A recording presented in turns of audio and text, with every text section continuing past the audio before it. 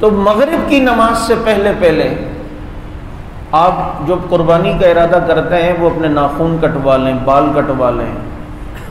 اور صفائی کروا لیں، اور یہ حاجیوں کے ساتھ ایک مشابہت ہو جاتی ہے۔ اور پھر میں نے جمعے میں بھی تفصیلاً تھوڑا بتلایا کہ یہ جو ذی الحج کے 10 دن ہیں،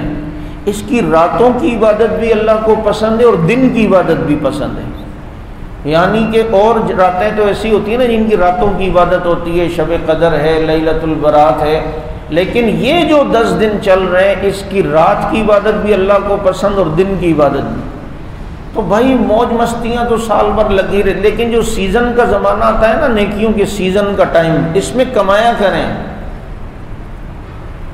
اور اس سے فائدہ حاصل کریں۔ والفجر ولیال عشر والشفع والوتر، مفسرین نے لکھا ہے اس سے یہی 10 دن ذی الحجہ کے مراد ہیں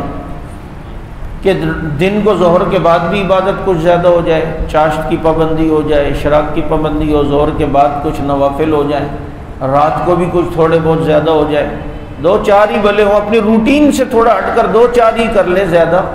کم از کم عشاء اور فجر تو جماعت سے پڑھیں تاکہ پوری رات کی ثواب تو عبادت کا ملے۔ تو ان 10 دنوں کو یوں ہم نے قیمتی بنانا ہے۔ ایک دن کا روزہ رکھنا 1 سال کے روزوں کے ثواب کے برابر ہے،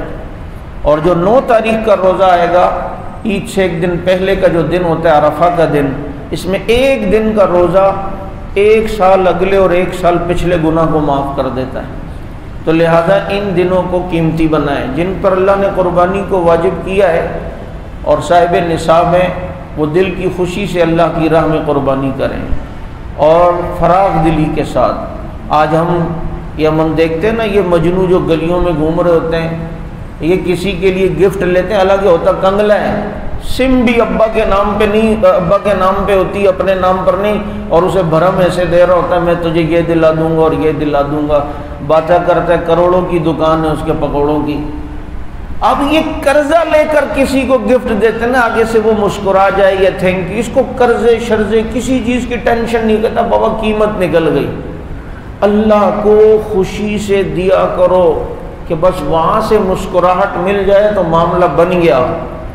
کوئی مجھے کسی چیز کی ٹینشن نہیں۔ اور اللہ کی راہ میں دینے سے تو مال بڑھتا ہے، کم ہوتا ہی نہیں۔ جو لوگ قربانی اور زکوٰۃ ان چیزوں سے بچتے رہتے، دیکھو منگتے رہیں گے، ان کے حالات صحیح ہوتے ہی نہیں ہیں، اور جو خوشی سے خرچ کرتے ہیں اللہ تعالیٰ ان کے حالات میں بہتری سے بہتر صورت پیدا فرماتے ہیں۔ اس لیے قربانی کو فراغ دلی سے کیا جائے۔